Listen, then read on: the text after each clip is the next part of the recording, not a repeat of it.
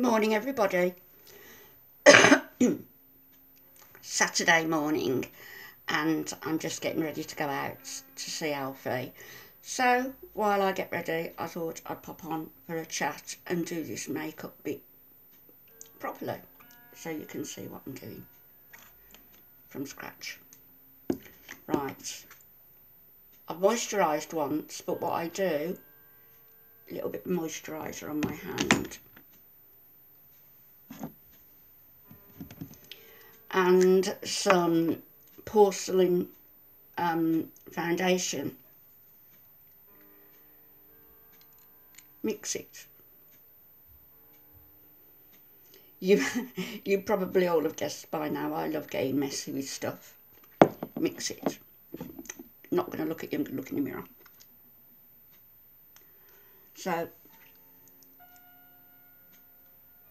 I get it everywhere. It needs to be going. There is nothing worse, I don't think. Well, of course there's something worse. But I think it's very unattractive when somebody has done their makeup and obviously has taken a lot of time to do their makeup, but only does it as far as there, and they have quite a tan, a dark face with a very white neck. Now I'm doing mine this morning and I'm already dressed for the simple reason that I am in a hurry and I wasn't going to do this.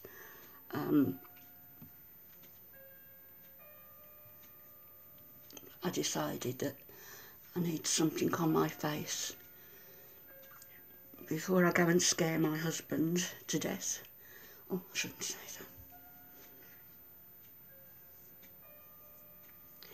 Talking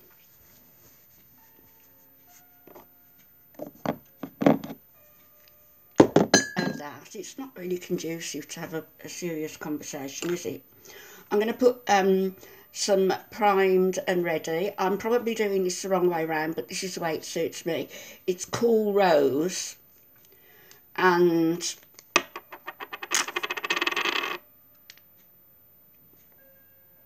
little bits, mainly on the apples of my cheeks, but I blend it in elsewhere also.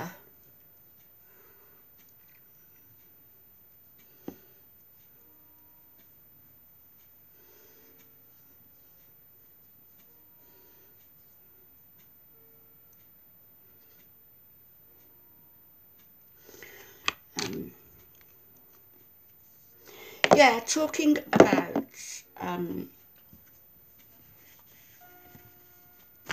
dying. My daughter lost her cat, as some of you know from my previous video. I've noticed as I've got older, my eyebrows used to be very, very thick, black. I won a couple of competitions for the thickest eyebrows, which I hated having them, but really like Audrey Hepburnish, so I shouldn't have been complaining. So now I do have to just follow the line round. I'm lucky because they're quite well shaped.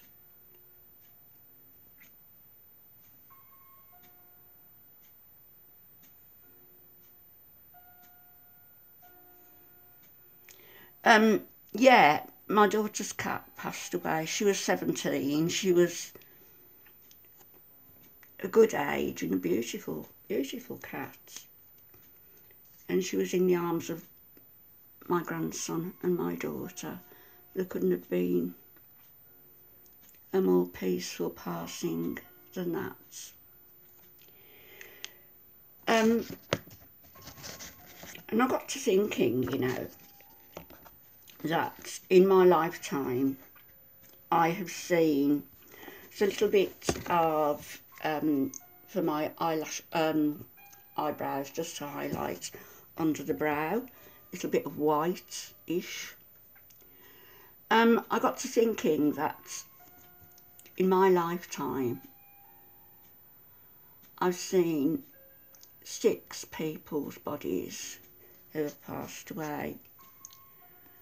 There was my father-in-law, and that scared me. I was only 17. And then subsequently there was my mother and my 2 brothers. There was my beautiful son-in-law who passed, and there was a friend's son who passed. He was only 11. I'm going back many years now. That palette again, with everything in, so the highlighter,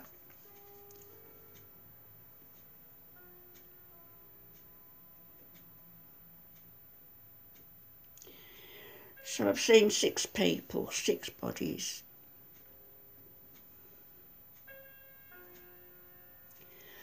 And apart from being frightened, unnecessarily so, when I saw my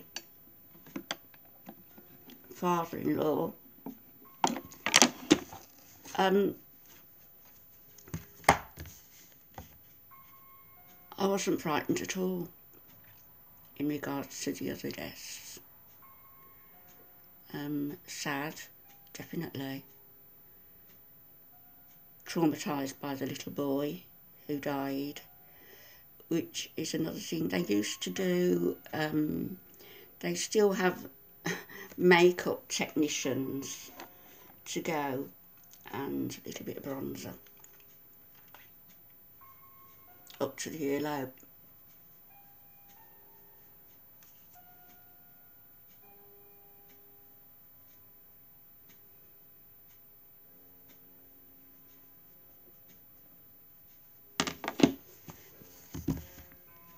And then a different bronze just to give me a glow for Alfie. I'll make a video about this death business because it's interesting.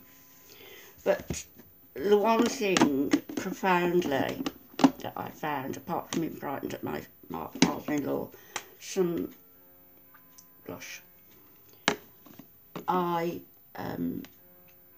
what I was deeply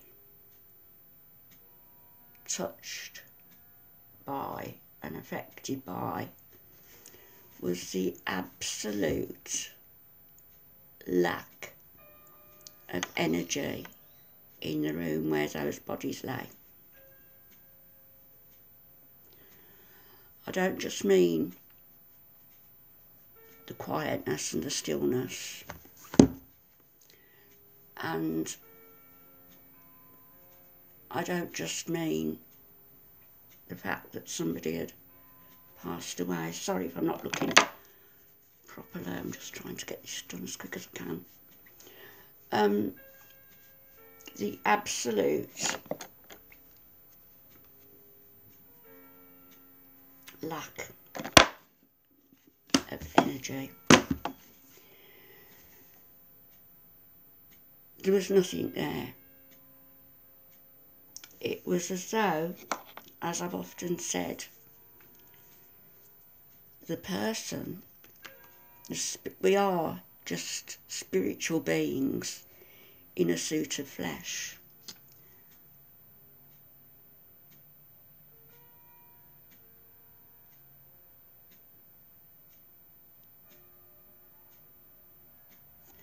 And that's what struck me.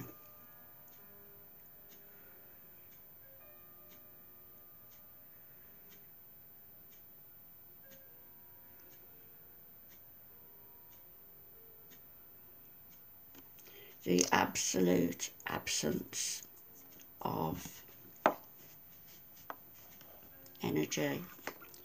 the absolute absence of that person.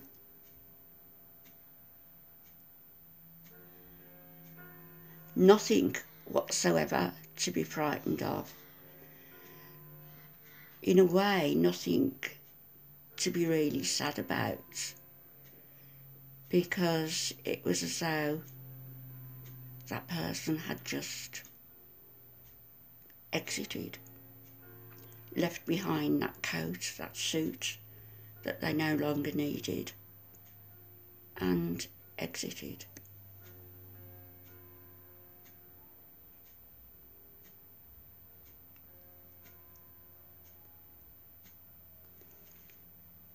And that's what I believe happens.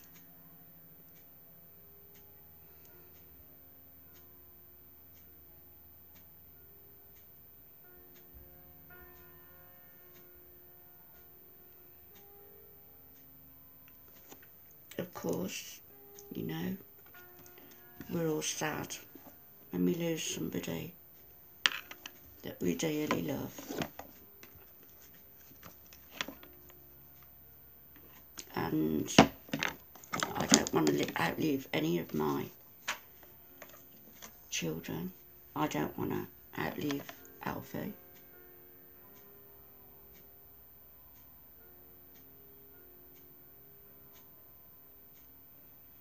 Our burial plot is bought so the children don't have that concern or fretting about what it is that Alfie and I would want, because I think myself that's a lighter brown there, and then just a darker brown slightly.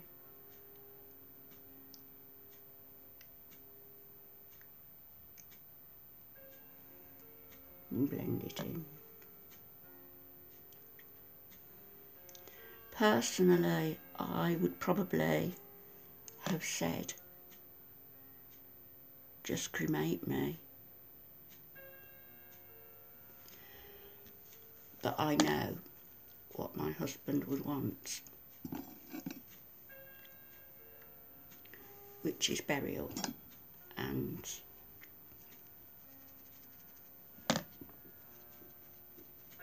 you notice I'm using the same brushes. I'm wiping them on a slightly damp cloth in between, and then I wash my brushes about every 3 or 4 weeks. Completely wash them and air dry them.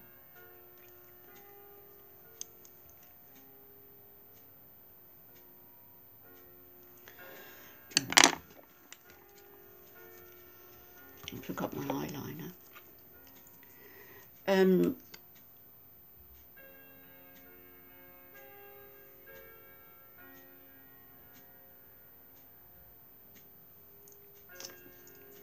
So that's what's going to happen with Alfie and myself. And the one thing I don't want is for my children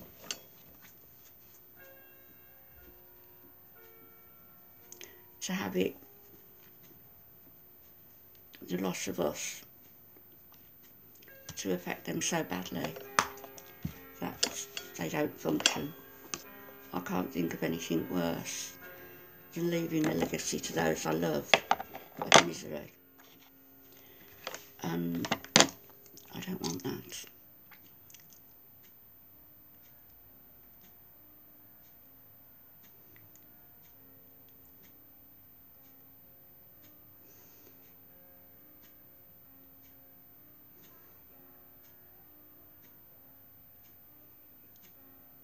Pale and interesting today. Or uninteresting, as the case may be.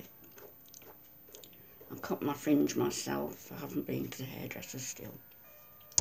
So, done.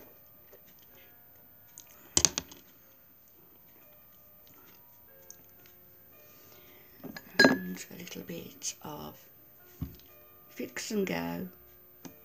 Just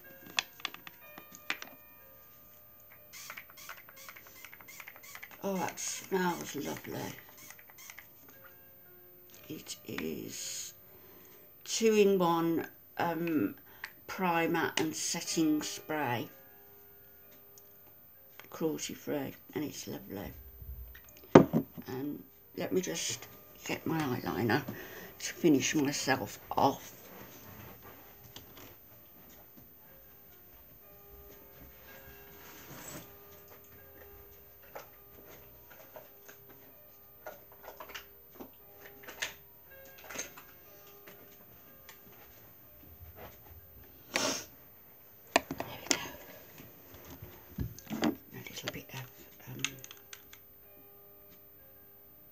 Magical, what is it? Miracle Magic. It's all the different colours, you see. I'm so proud. Just so everything's blended in very well. And I'm done.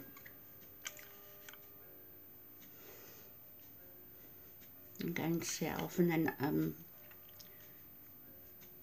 meet up with my son and my granddaughter. My daughter's not going today. She's got, I think, things that she really needs to do. So it'll just be myself and my eldest son, our eldest son, and our eldest granddaughter there today.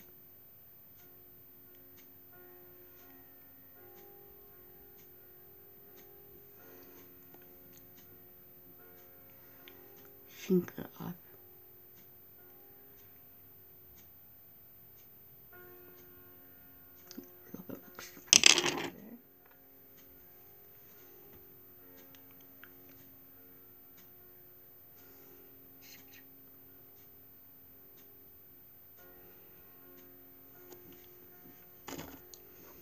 I'm done. Done.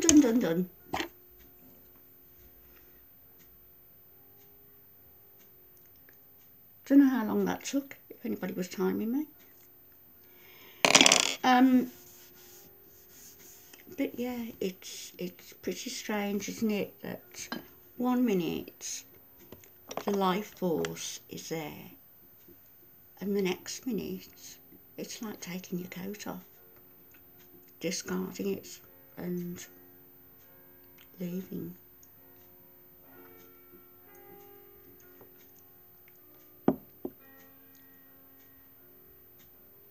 Bit of a strange subject to talk about while I'm putting some makeup on, isn't it?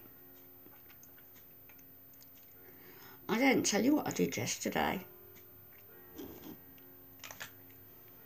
because I'll have trolls coming on and saying, well, can you imagine what they say? You know how when you have so much on your mind. Now this stuff, Nivea, is something that I don't normally use, but as I say, sometimes kids go shopping and pick stuff up and I'll use it. Talking of death again, when my mother died, it didn't hit me until sort of the morning of the funeral, when I had a little cry when I was in the shower. And then when I went with my brother to sort out my mum's personal belongings, she had one of these, the Nivea in the dark blue. And when I looked, there you see all the finger indentations. There was all the finger indentations, and that's when it really hit me that, yeah, my mum's gone.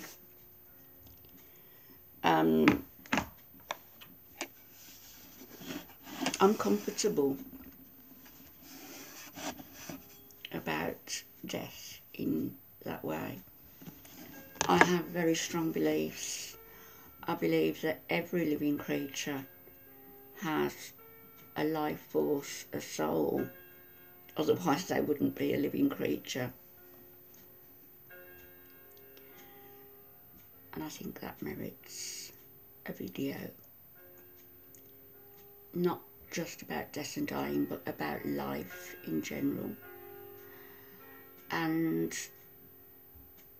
also overlapping into that, why I won't eat meat, why animal flesh is abhorrent to me, and why it's one of the greatest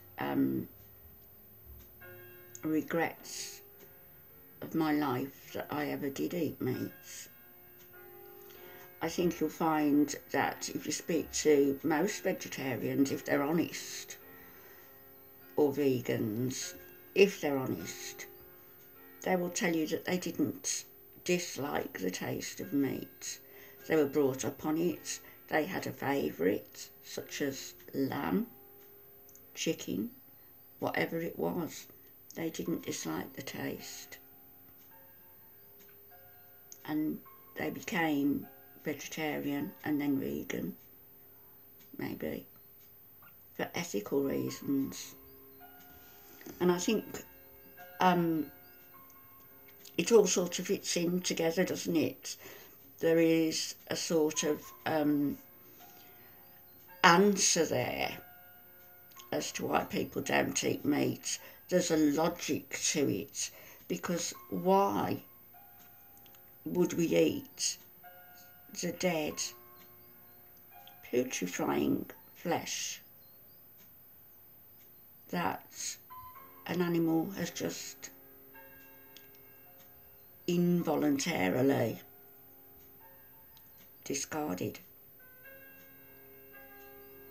Yeah, warrants another video. I'll be back later, and I might be back today. I've got a quiet weekend this weekend, which is good. I need it. I've got so much to do, and without the energy to G myself up into doing it, but we'll see. And I'll speak to you later. Thought for today.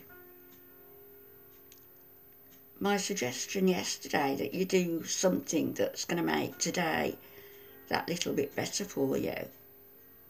Did you do that? Why not? So I'll be lazy and make that the thought for today also. Do something today that's going to make tomorrow a little bit better. Do something today that you really don't want to do, like cleaning that oven or hand washing those clothes or sweeping that drive. I'm thinking of all the things I've got to do. Do just one of those things. And tomorrow, that's one less thing off your mind, isn't it? One more thing off your mind. I'll speak to you later. Bye-bye.